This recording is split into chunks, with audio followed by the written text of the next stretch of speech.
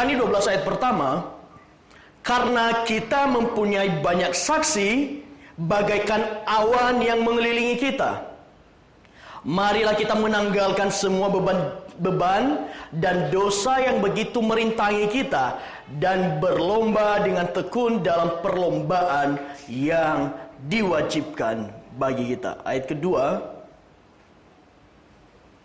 marilah kita melakukannya dengan mata yang tertuju kepada Yesus, yang memimpin kita dalam iman dan yang membawa iman kita itu kepada kesempurnaan, yang dengan mengabaikan kehinaan tekun memikul salib ganti sukacita yang disediakan bagi Dia yang sekarang duduk di sebelah kanan tata Allah.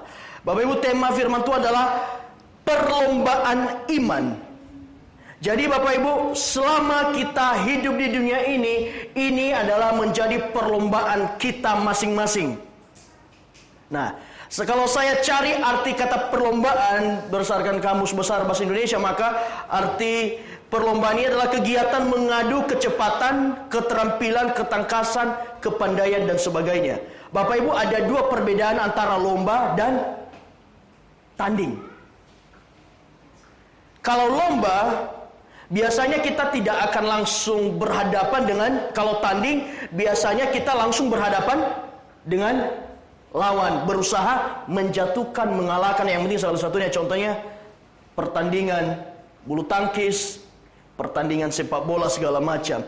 Tetapi yang namanya lomba, contoh lomba vokal solo, lomba vokal grup, itu biasanya kita berusaha memberikan yang terbaik, tetapi tidak secara langsung kita berhadapan dengan lawan kita.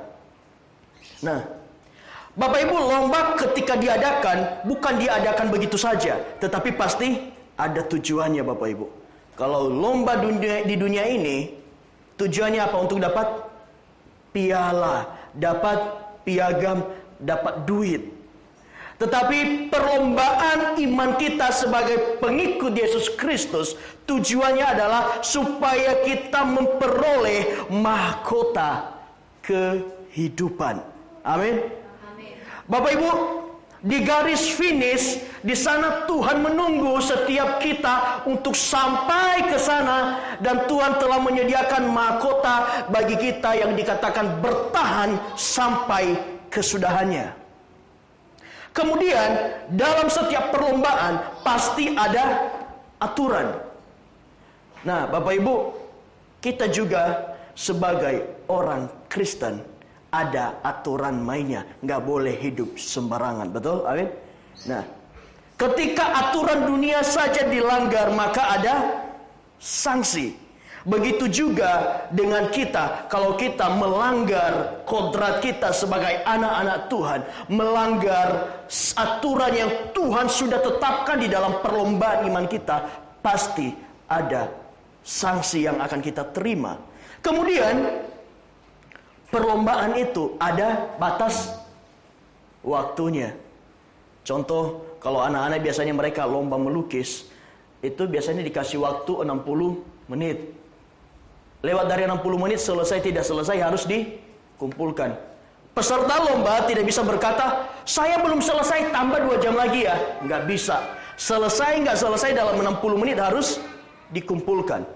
Nah, Bapak Ibu, begitu juga di dalam perlombaan iman kita, kita tidak bisa berkata kepada Tuhan, Tuhan, jangan datang dulu, saya belum selesai dengan urusan pribadi saya, dengan kehidupan saya, dengan segala sesuatu yang ada di dalam kehidupan saya. Jadi Tuhan, tunda dulu 100 tahun lagi baru datang.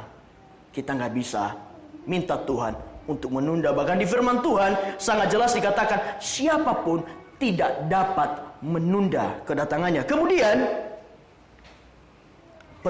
peserta yang menang, peserta yang berhak mendapatkan hadiah mahkota kehidupan, bukan hanya berbicara tentang siapa yang menang, tetapi yang akan ikut dalam perlombaan ini, perlombaan iman, adalah orang yang sudah terima Yesus sebagai Tuhan dan Juru Selamat. Amin.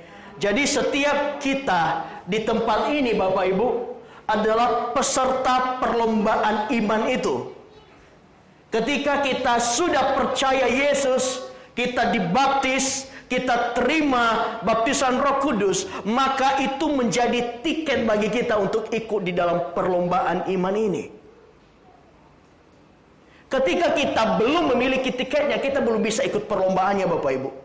Orang yang belum percaya kepada Tuhan Yesus tidak akan bisa ikut di dalam perlombaan iman ini. Karena apa? Perlombaannya lain. Tujuannya, sasarannya, tracknya berlainan dengan kita. Tetapi setiap orang yang sudah terima Yesus sebagai Tuhan dan Juru Selamat, maka dia dapat tiket ini untuk masuk di dalam perlombaan iman ini.